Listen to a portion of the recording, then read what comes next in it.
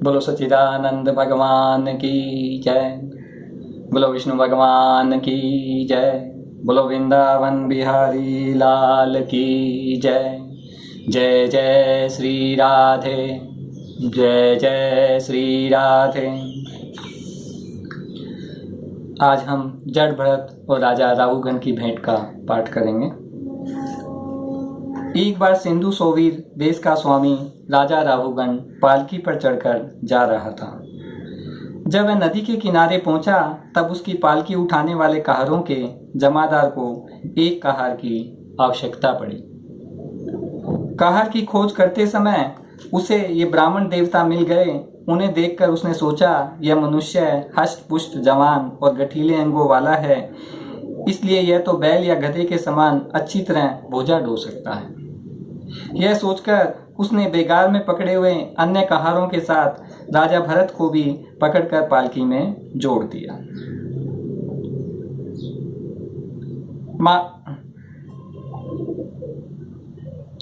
महात्मा भरत यद्यपि किसी प्रकार इस कार्य के योग्य नहीं थे, तो भी वे बिना कुछ बोले चुपचाप पालकी को उठा ले चले। वे ब्राह्मण देवता कोई जीव पैरों तले दब न जाए इस डर से आगे की एक बांड पृथ्वी 1 फुट भूमि देखकर चलते थे, इसलिए दूसरे कहारों के साथ उनकी चाल का मेल नहीं खाता था। अतः जब पालकी टेढ़ी सीधी होने लगी तब यह देखकर राजा राहुगण ने पालकी उठाने वालों से कहा, अरे कहारों, अच्छी तरह चलो, पालकी को इस प्रकार ऊंची नीची करके क्यों चलते हो। तब अपने स्वामी का यह वचन सुनकर कहारों को डर लगा कि कहीं राजा उन्हें दंड न दे, इसलिए उन्होंने राजा से इस प्रकार निवेदन किया, महाराज, यह हमारे कारण नहीं है। हम आपकी नियम मर्यादा के अनुसार ठीक ठीक ही पालकी लेकर चल रहे हैं। एक नया कहार अभी अभी पालकी में लगाया गया है, तो भी यह जल्दी जल्दी नहीं चलता। हम लोग उसके साथ पालकी नहीं ले जा सकते, उसकी चाल से चाल नहीं मिला पा रहे हैं। कारों के दीन वचन सुनकर राहुगण ने सोचा कि साथ उत्पन्न होने वाले दोष एक व्यक्ति होने पर उससे संबंध रखने वाले सभी पुरुषों पर आ सकता है। यदि इसका प्रतिकार न किया गया, विरोध न किया गया, तो धीरे धीरे ये सभी कहार अपनी चाल बिगाड़ लेंगे। बोले एक की चाल बिगड़ने से सभी कहारों की चाल बिगड़ जाएगी। ऐसा सोचकर राजा राहुगण को कुछ क्रोध हो आया। यद्यपि उसने महापुरुषों का सेवन किया था, तब भी वह इस प्रकार व्यंग से भरे वचन कहने लगा, अरे भैया, बड़े दुख की बात है। उन्होंने राजा भरत से कहा, अरे भैया, बड़े दुख की बात है, अवश्य ही तुम बहुत थक गए हो। ज्ञान होता है तुम्हारे इन साथियों ने तुम्हें तनिक भी सहारा नहीं लगाया। इतनी दूर से तुम अकेले ही बड़ी देर से पालकी ढोते चले आ रहे हो। तुम्हारा शरीर तो विशेष मोटा ताजा और हट्टा कट्टा नहीं है, और मित्र बुढ़ापे ने अलग तुम्हें दबा रखा है। इस प्रकार बहुत ताना मारने पर भी वे पहले की तरह भांति चुपचाप पालकी उठाए चलते रहे। राजा भरत चुपचाप पालकी उठाए चलते रहे। उन्होंने इसका कुछ भी बुरा न माना, क्योंकि उनकी दृष्टि तो पंचभूत, इंद्रिय और अंतःकरण का संघात, यह अपना अंतिम शरीर अविद्या का ही कार्य था।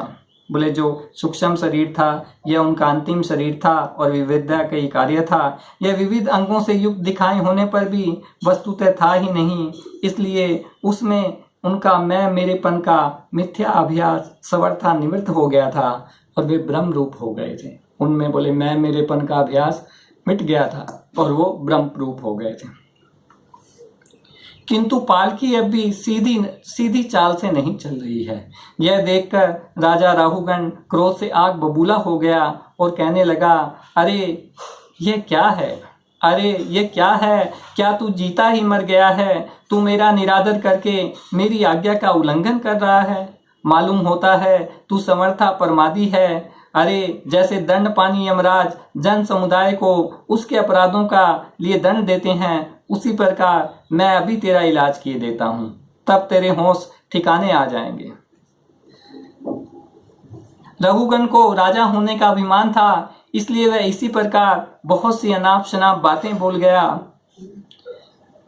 उसकी ऐसी कच्ची बुद्धि देखकर वे संपूर्ण प्राणियों के सुहृद एवं आत्मा ब्रह्मभूत ब्राह्मण देवता राजा भरत मुस्कुराए और बिना किसी प्रकार के अभिमान किए इस प्रकार कहने लगे।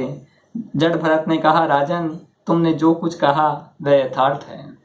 तुमने जो कुछ कहा वह सत्य है, उसमें कोई उलाना नहीं है। यदि भार नाम की कोई वस्तु है तो ढोने वाले के लिए है, यदि कोई मार्ग है तो वह चलने के लिए है। यदि कोई मार्ग है तो वह चलने वाले के लिए है। मोटापन भी उसी का है। यह सब शरीर के लिए कहा जाता है, आत्मा के लिए नहीं। ज्ञानी जन ऐसी बात नहीं करते। बोले जितनी भी व्यवहार की चीज़ें हैं, मोटापा, रास्ता, चलना फिरना, ये सब शरीर के लिए है, आत्मा के लिए नहीं है। ज्ञानी लोग ऐसी बात नहीं करते। स्थूलता, कृष्णता आदि व्याधि, भूख, प्यास, भय, कलह, इच्छा, बुढ़ापा, निद्रा, प्रेम, क्रोध, अभिमान और शोक, ये सब धर्म अभिमान को लेकर उत्पन्न होने वाले जीव में रहते हैं। मुझ में इनका लेश मात्र भी नहीं है। बोले ये सब चीज़ जो भूख, प्यास, बुढ़ापा, भय, निद्रा, प्रेम, क्रोध जो है, वो जो देह अभिमान, जिसको देह का अभिमान है, जिसका मैं मेरापन मिटा नहीं है, उसके अंदर रहते हैं। मुझ में इनका लेस भी नहीं है। राजन, तुमने जो जीने मरने की बात कही, सो जितने भी विकारी पदार्थ हैं उन सभी में नियमित रूप से ये दोनों बातें देखी जाती हैं, क्योंकि वे सभी आदि अंत वाले हैं। बोले जितने भी पदार्थ हैं इस सृष्टि में सभी आदि अंत वाले हैं।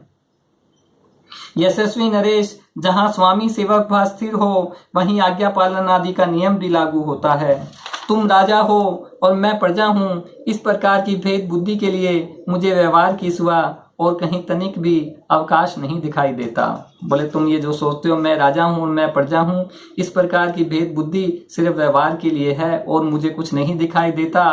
परमार्थ दृष्टि से देखा जाए तो किसे स्वामी कहें और किसे सेवक। बोले यदि ज्ञान की दृष्टि से देखा जाए तो किसे स्वामी कहें, किसे सेवक। फिर भी राजन, तुम्हें यदि स्वामित्व का अभिमान है तो कहो मैं तुम्हारी क्या सेवा करूं। यदि फिर भी तुम्हें अपने ज्ञानी होते हुए भी तुम्हें अपने स्वामी होने का अभिमान है तो बताओ मैं तुम्हारी क्या सेवा करूं। मैं मत उन्मत्त और जड़ के समान अपनी ही स्थिति में रहता हूं, मेरा इलाज करके तुम्हें क्या हाथ लगेगा।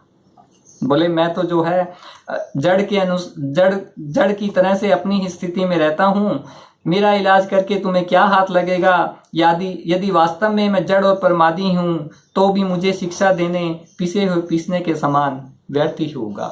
यदि वास्तव में मैं जड़ और प्रमादी हूँ तो भी मुझे शिक्षा देना पीसे हुए को पीसने के समान ही होगा।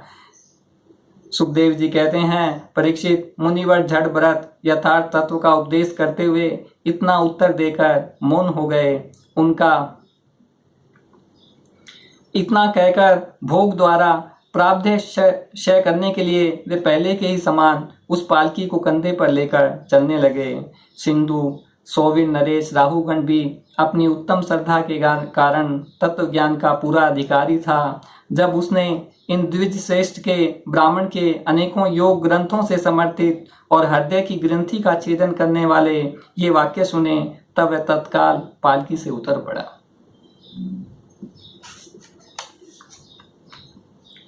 उसका राजमर्थ सवर्था दूर हो गया और वह उनके चरणों में सिर रखकर अपना अपराध क्षमा कराते हुए इस प्रकार कहने लगा, देव,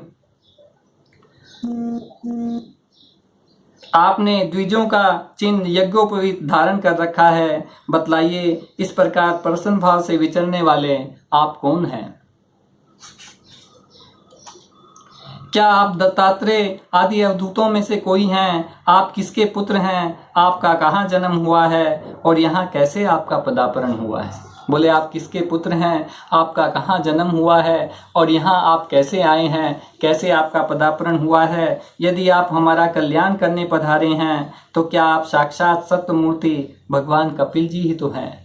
बोले आप यदि कल्याण करने पधारे हैं तो क्या कहीं आप कपिल देव जी तो नहीं हैं। मुझे इंद्र के वज्र का कोई डर नहीं है, न मैं महादेव जी के त्रिशूल डर से डरता हूँ, न यमराज के दंड से।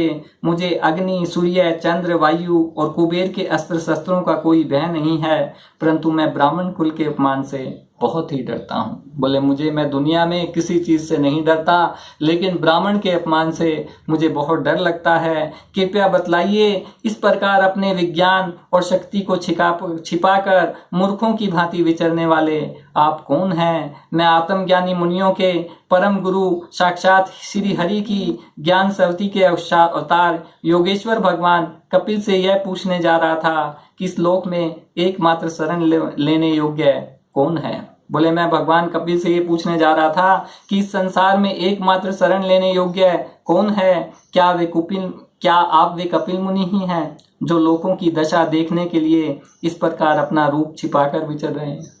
बोले आप कहीं कपिल मुनि तो नहीं हैं जो अपने को छिपाकर घूम रहे हैं? भला घर में आसक्त रहने वाला विवेकहीन पुरुष योगेश्वरी की गति कैसे जान सकता है? बोले हम तो घर में आसक्त रहते हैं, तो हम आपकी गति कैसे जान सकते हैं?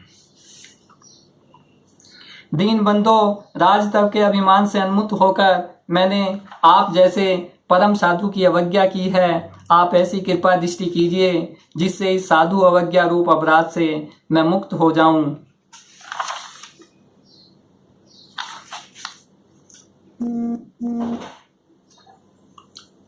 एक महापुरुष का अपमान करने के कारण मेरे जैसा पुरुष साक्षात महादेव जी के समान प्रभावशाली होने पर भी अपने अपराध से अवश्य ही थोड़े ही काल में नष्ट हो जाएगा।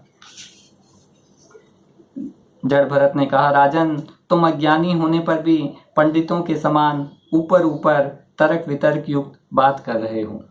तुम अज्ञानी होने पर भी पंडितों के समान ऊपर ऊपर तर्क वितर्क युक्त बात कर रहे हो, इसलिए श्रेष्ठ ज्ञानियों में तुम्हारी गणना नहीं हो सकती। तत्वज्ञानी पुरुष इस अविचारसित स्वामी सेवक आदि व्यवहार को तत्व विचार के समान सत्य रूप से स्वीकार नहीं करते। जिसे गृहस्थोचित यज्ञ आदि कर्मों से प्राप्त होने वाले स्वर्ग आदि सुख सपन के समान हे नहीं जान पड़ते, उसे तत्व ज्ञान कराने से साक्षात उपनिषद वाक्य भी समर्थ नहीं है। बोले जिसका अभी तक मन गृहस्थोचित यज्ञों आदि कर्मों में फंसा हुआ है, उसको उपनिषद भी तत्व ज्ञान नहीं करा सकते। जब तक मनुष्य का मन सत्वरज अथवा तमोगुण के वशीभूत रहता है, तब तक वह बिना किसी अंकुश के उसकी ज्ञानेंद्रिय और कर्मेंद्रियों से शुभाशुभ कर्म करता रहता है। बोले जब तक मनुष्य का मन सत्वरज और तमोगुण के वशीभूत रहता है, तब तक अपनी इंद्रियों से कर्म करता रहता है। यह मन वासना में विषयासक्त गुणों से प्रेरित विकारी भूत एवं इंद्रिय 16 कलाओं में मुख्य है। यही भिन्न भिन्न नामों से देवता और मनुष्य आदि रूप धारण करके शरीर रूप उपाधियों के भेद से जीव की उत्तमता और अधमता का कारण होता है। यह माया में मन संसार चक्र में चलने वाला है। यही अपनी देह के अभिमानी जीव से मिलकर उसे काल क्रम से प्राप्त हुए सुख दुख और इनसे व्यतीत मोह रूपी असमभाई फलों की अभिव्यक्ति करता है। बोले ये जो मन है यही संसार क्रम में चलने वाला है और मनुष्य से काल क्रम से प्राप्त हुए सुख दुख और इसके अतिरिक्त फलों की अभिव्यक्ति करता रहता है। जब तक यह मन रहता है तभी तक जागृत और सपन अवस्था का व्यवहार प्रकाशित होकर जीव का दृश्य बनता है। विषयाक्त मन जीव को संसार संकट में डाल देता है। विषय होने पर वही उसे शांति में मोक्ष पद प्राप्त कर देता है। बोले जब तक विषयों में मन आसक्त है तो वह उसे संकट में डाल देता है, संसार में डाल देता है, संसार संकट में डाल देता है। और जब वह विषयहीन हो जाता है, विषयों से मुक्त हो जाता है, तो वह मोक्ष पद प्राप्त करा देता है। 5 कर्मेंद्रियां, 5 ज्ञानेंद्रियां और अहंकार, ये 11 मन की वृत्तियां हैं तथा 5 प्रकार के कर्म, 5 तन्मात्र और 1 शरीर, ये 11 उनके आधारभूत विषय कहे गए हैं। बोले 5 कर्मेंद्रियां हमने पहले पढ़ा था, 5 ज्ञानेंद्रियां और अहंकार, ये 11 मन की वृत्तियां हैं, ये 11 मन के कारण हैं। उसी प्रकार 5 प्रकार के कर्म और 5 तन्मात्र और 1 शरीर, ये 11 उनके आधारभूत विषय कहे गए हैं। गंध रूप स्पर्श रस शब्द, ये 5 ज्ञानेंद्रियों के विषय हैं। बोले गंध लेना, रूप को महसूस देखना, स्पर्श महसूस करना, रस लेना और शब्द, ये 5 ज्ञानेंद्रियों के विषय हैं। मल, त्याग, संभोग, गमन, भाषण, लेना देना आदि व्यापार ये 5 कर्मेंद्रियों के विषय हैं। बोले मल का त्याग करना, कहीं पाँवों के द्वारा कहीं जाना आना, बोलना और हाथों से काम करना ये 5 कर्मेंद्रियों के विषय हैं। तथा ये शरीर को यह मेरा है इस प्रकार स्वीकार करना अहंकार का विषय है। बोले ये जो शरीर है इसमें मैं मेरेपन का भाव रखना ये अहंकार का विषय है। कुछ लोग अहंकार को मन की 12वीं वृत्ति और उसके आश्रय शरीर को 12वां विषय मानते हैं। बोले कुछ लोग अहंकार को मन की 12वीं वृत्ति और शरीर को 12वां विषय मानते हैं। ये मन की 11 वृत्तियां द्रव्य, स्वभाव, आशय, कर्म और काल के द्वारा सैकड़ों, हजारों, करोड़ों भेदों में परिणित हो जाती है। बोले मन की 11 वृत्तियां ही सब तरह के विचार निश्चय में प्रकट होकर हजारों भेदों में प्रकट हो जाती है, किंतु इनकी सत्ता क्षेत्रज आत्मा की सत्ता से है, स्वतः या परस्पर मिलकर नहीं है। बोले इनकी जो सत्ता है वो आत्मा से ही है, परमात्मा से ही है, परस्पर मिलकर कुछ नहीं है। ऐसा होने पर भी मन से परमात्मा का कोई संबंध नहीं है, यह तो जीव की माया निर्मित उपाधि है। बोले मन का परमात्मा से कोई संबंध नहीं है, परमात्मा हमारे शरीर में है लेकिन मन का उससे कोई लेना देना नहीं है, मन उसे नहीं जान पाता। और जीव की यह माया निर्मित मन जो है जीव की माया निर्मित उपाधि है, यह पराये संसार बंधन में डालने वाले अविशुद्ध कर्मों में ही प्रवृत्त रहता है। बोले संसार के बंधन में डालने वाले अविशुद्ध कर्मों में ही प्रवृत्त रहता है। इसकी उपयुक्त वृत्तियां प्रवाह रूप से नित्य ही रहती है, जागृत और स्वप्न के समय वे प्रकट हो जाती हैं तथा सुसुप्ति में छिप जाती हैं। बोले इसके जो कार्य हैं जागृत और स्वप्न के समय वे प्रकट हो जाते हैं और जब हम सो जाते हैं तब छिप जाते हैं। इन दोनों ही अवस्थाओं में क्षेत्रज परमात्मा जो है विशुद्ध चिन्ह मात्र है, मन की इन वृत्तियों को साक्षी रूप से देखता रहता है। बोले जो परमात्मा जो है वो एकदम विशुद्ध चिन्ह मात्र है और मन की इन कार्यों को साक्षी रूप से देखता रहता है। यह परमात्मा सर्वव्यापक, जगत का आदि कारण, परिपूर्ण, अपरोक्ष, समय प्रकाश, अजन्मा, ब्रह्म आदि का भी नियंता और अपने अधीन रहने वाली माया के द्वारा सबके अंतःकरण में रहकर जीव को प्रेरित करने वाले समस्त भूतों का आश्रय स्वरूप भगवान वासुदेव है। बोले जो आत्मा है सबके शरीर में विराजमान रहता है, ये भगवान वासुदेव है।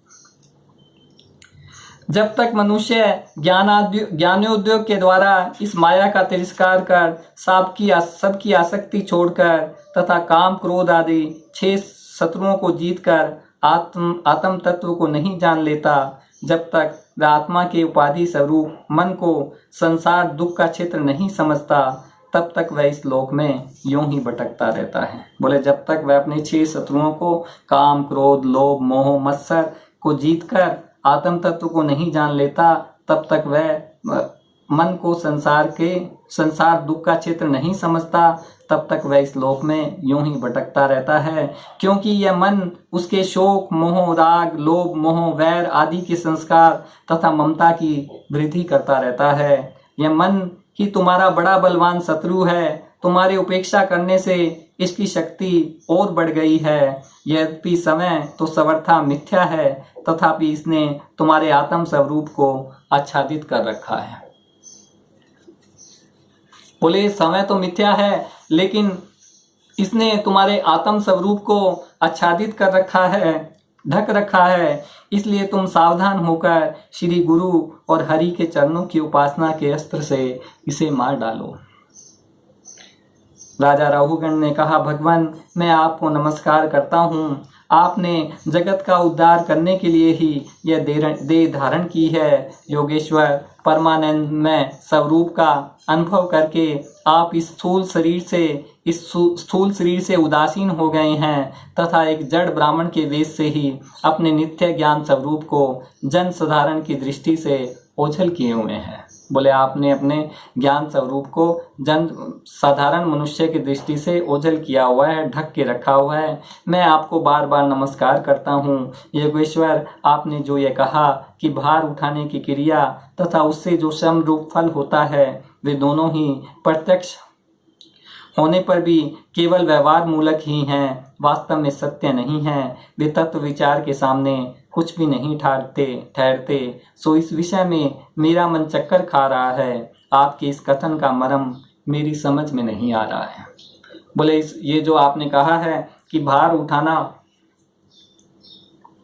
और उससे जो श्रम होता है ये दोनों ही व्यवहार के विषय हैं, वास्तव में सत्य नहीं है। तो इस विषय में मुझे कुछ समझ में नहीं आ रहा है। जड़ भरत ने कहा पृथ्वी पते, यह देह पृथ्वी का विकार है। यह मनुष्य शरीर जो है यह पृथ्वी का विकार है। पाषाण आदि से इसका क्या भेद है, पत्थर आदि से इसका क्या भेद है। जब यह किसी कारण से पृथ्वी पर चलने लगता है तब इसके भारवाही आदि नाम पड़ जाते हैं। बोले जब ये पृथ्वी पर चलता है तो इसका भार उठाने का काम, ये जो काम करता है वे नाम पड़ जाते हैं। इसके 2 चरण हैं। इसके ऊपर क्रमशः टखने, पिंगली, घुटने, जांघ, कमर, वक्षस्थल, गर्दन और कंधे आदि अंग हैं। कंधों के ऊपर लकड़ी की पालकी रखी हुई है। कंधों के ऊपर लकड़ी की पालकी रखी हुई है जिसमें एक सोवीर राज नाम का एक पार्थिव विकार ही है, जिसे आत्म बुद्धि अभिमान करने से तुम, मैं सिंधु देश का राजा हूँ, इस प्रबल मन से अंधे हो रहे हो। किंतु इसी से तुम्हारी कोई श्रेष्ठता सिद्ध नहीं होती। वास्तव में तुम बड़े क्रूर धृष्ट ही हो। तुमने इन बेचारे दीन दुखिया कहारों को बेगार में पकड़कर पालकी में जोत रखा है और फिर महापुरुषों की सभा में बढ़ बढ़कर बातें मनाते हो कि मैं लोगों की रक्षा करने वाला हूँ। बोले तुमने दीन दुखिया को पकड़कर अपनी पालकी में जोत रखा है पशु की तरह, और फिर महापुरुषों की सभा में बढ़ बढ़कर बातें बनाते हो कि मैं इन लोगों की रक्षा करने वाला हूँ। यह तुम्हें शोभा नहीं देता। हम देखते हैं कि संपूर्ण चराचर भूत सर्वदा पृथ्वी से ही उत्पन्न होते हैं और पृथ्वी में लीन हो जाते हैं। बोले जितने भी मनुष्य, जितने भी पदार्थ हैं ये पृथ्वी से उत्पन्न होते हैं और पृथ्वी में लीन हो जाते हैं। अतः उनके क्रिया भेद के कारण अलग अलग नाम पड़ गए हैं। बताओ तो उनके सिवा व्यवहार और क्या मूल है। बोले ये जो सारा संसार है पृथ्वी से ही उत्पन्न होता है, पृथ्वी में लीन हो जाता है, इसीलिए कोई राजा बन गया है, कोई सेवक बन गया है। इसके अलावा और व्यवहार का क्या मूल है। इसी प्रकार जो भी तुम कुछ पतला, मोटा, छोटा, बड़ा, कार्य कारण तथा चेतन और अचेतन आदि गुणों से युक्त द्वैत प्रचंड है, उसे भी द्रव्य, स्वभाव, आशय, काल और कर्म आदि नाम वाले भगवान की माया का ही कार्य समझो। बोले जो कुछ पतला, मोटा, कार्य कारण, ये जो शुद्ध है, ये अशुद्ध है, जितने भी गुणों से युक्त द्रव्य, स्वभाव, काल, कर्म आदि नाम जो हैं वो भगवान की माया का कार्य है। आत्म तत्व तो एक ही है, आत्मा तो एक ही है सबकी। विशुद्ध परमार्थ रूप अद्वितीय तथा भीतर बाहर के भेद से रहित परिपूर्ण ज्ञान ही सत्य वस्तु है। वह सर्वांतवर्ती और सर्वथा निर्विकार है। बोले विशुद्ध परमार्थ रूप अद्वितीय तथा बाहर भीतर के भेद से रहित परिपूर्ण ज्ञान सत्य वस्तु ही है। परिपूर्ण ज्ञान सत्य है, वही परमात्मा है और वह निर्विकार है। उसी का नाम भगवान है। उसी को पंडित जन वासुदेव कहते हैं। पूर्व जन्म में मैं भरत नाम का राजा था। ऐहिक और परलौकिक दोनों प्रकार के विषयों से विरक्त होकर भगवान की आराधना में ही लगा रहता था। बोले मैंने परलौकिक और ऐहिक सब तरह के विषयों से विरक्त होकर राजपाट सब कुछ छोड़कर भगवान की आराधना में लगा रहता था। तो भी एक मृग में आसक्ति होने से मुझे परमार्थ से भ्रष्ट होकर अगले जन्म में मृग बनना पड़ा। बोले मैं एक मृग में आसक्ति होने से मैं धर्म से भ्रष्ट होकर अगले जन्म में मृग बनना पड़ा। किंतु भगवान श्री कृष्ण की आराधना के प्रभाव से उस मृग योनि में भी मेरी पूर्व जन्म की स्मृति लुप्त नहीं हुई। इसी से अब मैं जन संसर्ग से डरकर सर्वदा असंग भाव से गुप्त रूप में ही विचरता रहता हूँ। बोले इसीलिए मैं अब सब किसी के साथ से डरता हूँ और अकेला ही गुप्त रूप से विचरता रहता हूँ। राजन, ये जीव समूह सुख रूप धन में आसक्त देश देशांतर में घूम फिरकर व्यापार करने वाला व्यापारियों के दल के समान है। बोले जो जितने भी जीव समूह हैं ये व्यापारियों के दल के समान है। इसे माया ने दुस्तर प्रवृत्ति मार्ग में लगा दिया है, इसलिए इसकी दृष्टि सात्विक राजस तामस भेद से नाना प्रकार के कर्मों पर ही जाती है। उन कर्मों में भटकता भटकता यह संसार रूपी जंगल में पहुंच जाता है। वहां इसे तनिक भी शांति नहीं मिलती। इस जंगल में 6 डाकू हैं। इस वणिक समाज का नायक बड़ा दुष्ट है। उसके नेतृत्व में जब यह वहां पहुंचता है तब ये लुटेरे बलात् इसका सब माल मत्ता लूट लेते हैं तथा भेड़िए जिस प्रकार भेड़ों के झुंड में घुसकर उन्हें खींच ले जाते हैं, उसी प्रकार इसके साथ रहने वाले गीदड़ ही इसे असावधान देकर इसके धन को इधर उधर खींचने लगते हैं। बोले संसार में जो है घर परिवार के लोग ही उसका जो है सारा धन छीन लेते हैं। कभी कभी उस संसार वन में इसका धन नष्ट हो जाता है तो इसके पास सैया आसन रहने के लिए स्थान और सैर सपाटे के लिए सवारी आदि भी नहीं रहते। तब दूसरों से याचना करता है। मांगने पर भी दूसरे जब उसे अभिलेषित वस्तु नहीं मिलती तब पराई वस्तुओं पर अनुचित दृष्टि रखने के कारण इसे बड़ा तिरस्कार सहना पड़ता है। जिन्होंने बड़े बड़े दिक्पालों को जीत लिया है वे धीर पुरुष भी पृथ्वी में यह मेरी है ऐसा अभिमान करके आपस में वैर ठानकर संग्राम भूमि में जूझ जाते हैं, तो भी उन्हें भगवान विष्णु का वह अविनाशी पद नहीं मिलता जो वैरहीन परमहंसों को प्राप्त होता है। बोले जो बड़े बड़े राजा कितने ही युद्ध में यह पृथ्वी मेरी है इस अभिमान से ठहन वैर करते हैं और संग्राम भूमि में मर जाते हैं, उन्हें भगवान विष्णु का विनाशी पद नहीं मिलता। वह तो उन्हें ही मिलता है जिनका किसी से वैर नहीं है, परमहंसों को प्राप्त होता है। जो मनुष्य माया की प्रेरणा से एक बार इस मार्ग में पहुंच जाता है उसे भटकते भटकते अंत तक अपने परम पुरुषार्थ का पता नहीं लगता। तुम भी इसी मार्ग में भटक रहे हो, इसलिए अब प्रजा का दंड देने का कार्य छोड़कर समस्त प्राणियों के सुहृद हो जाओ। विषयों में अनासक्त होकर भगवान सेवा से तीक्ष्ण किया हुआ ज्ञान रूप खड़ग लेकर इस मार्ग को पार कर लो। राजा रघुगण ने कहा, समस्त योनियों में यह मनुष्य जन्म ही श्रेष्ठ है। अन्याय लोकों में प्राप्त होने वाले देवादि उत्कृष्ट जन्मों से भी क्या लाभ, जहाँ भगवान ऋषिकेश के पवित्र यश से शुद्ध अंतःकरण वाले आप जैसे महात्माओं का अधिकाधिक समागम नहीं मिलता।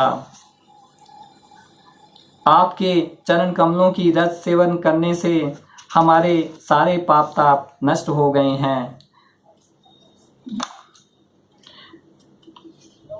राजा परीक्षित ने कहा, मुनिश्रेष्ठ आप परम विद्वान हैं। आपने रूप आदि के द्वारा अप्रत्यक्ष रूप से जीवों के जिस संसार रूप मार्ग का वर्णन किया है, इस विषय की कल्पना विवेकी पुरुषों की बुद्धि की है। यह अल्प बुद्धि वाले पुरुषों को समझ में सुगमता से नहीं आ सकता। अतः मेरी प्रार्थना है कि इस दुर्बोध विषय को स्पष्टीकरण करने वाले शब्दों से खोलकर समझाइए। सुखदेव जी ने कहा, राजन, देहाभिमानी जीवों के द्वारा सत्वादी गुणों के भेद से शुभ अशुभ और मिश्र 3 प्रकार के कर्म होते हैं। उन कर्मों के द्वारा ही निर्मित नाना प्रकार के शरीरों के साथ होने वाला जो संयोग वियोग आदि अनादि संसार जीव को प्राप्त होता है, उसे अनुभव के 6 द्वार हैं, मन और 5 ज्ञानेंद्रियां। इस संसार मन में मन सहित 6 इंद्रियां ही अपने कर्मों की दृष्टि से डाकुओं के समान है। पुरुष बहुत सा कष्ट उठाकर जो धन कमाता है उसका उपयोग धर्म में होना चाहिए। वही धर्म यदि साक्षात भगवान परम पुरुष की आराधना के रूप में होता है तो उसे परलोक में निःश्रेयस का हेतु बतलाया गया है। किंतु जिस मनुष्य का बुद्धि रूप सारथी विवेकहीन होता है और मन वश में नहीं होता, उसके उस धर्म उपयोगी धन को मन सहित 6 इंद्रियां देखना, स्पर्श करना, सुनना, स्वाद लेना, सूंघना, संकल्प विकल्प करना, निश्चय करना, इन वृत्तियों के द्वारा गृहस्थोचित विषय भोगों में फंसाकर उसी प्रकार लूट लेती है जिस प्रकार बेईमान मुखिया का अनुगमन करने वाले सावधान बंजारों के दल का धन चोर डाकू छीन ले जाते हैं। राजा इस मार्ग में पूर्वोक्त विघ्नों के अतिरिक्त सुख, दुख, राग, द्वेष, अभिमान, प्रमाद, उन्माद, शोक, मोह, लोभ, मात्सर्य, ईर्ष्या, अपमान, क्षुधा, पिपासा, मृत्यु, जरा आदि अनेकों विघ्न हैं। साधु जन उसके पास कभी नहीं आते। यह साधु संग से सदा वंचित ही रहता है। इस प्रकार यह निरंतर आगे ही बढ़ रहा है। जहाँ से यात्रा इसकी आरंभ हुई है, जिसे इस मार्ग की अंतिम अवधि कहते हैं, उस परमात्मा के पास अभी तक वह लौटा नहीं है। मनुष्य संसार में ही भटक रहा है।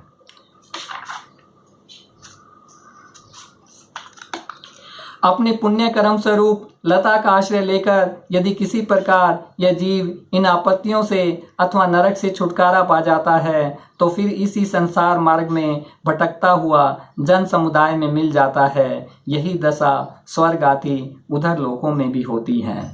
जैसे गरुड़ जी की होड़ कोई मक्खी नहीं कर सकती, उसी प्रकार राज ऋषि महात्मा जी भरत के मार्ग का कोई अन्य राजा मन से भी अनुसरण नहीं कर सकता। उन्होंने पुण्य कीर्ति श्री हनि में अनुरुक्त होकर अति मनोरम स्त्री, पुत्र, मित्र और राज्य आदि को युवावस्था में ही विष्ठा के समान त्याग दिया था। दूसरों के लिए तो उन्हें त्यागना बहुत ही कठिन है। राज ऋषि भरत के पवित्र गुण और कर्मों का भक्तजन भी प्रशंसा करते हैं। उनका यह चरित्र बड़ा कल्याणकारी, आयु और धन की वृद्धि कराने वाला है और लोक में सुयश बढ़ाने वाला, अंत में स्वर्ग तथा मोक्ष की प्राप्ति कराने वाला है। बोलो सच्चिदानंद भगवान की जय। बोलो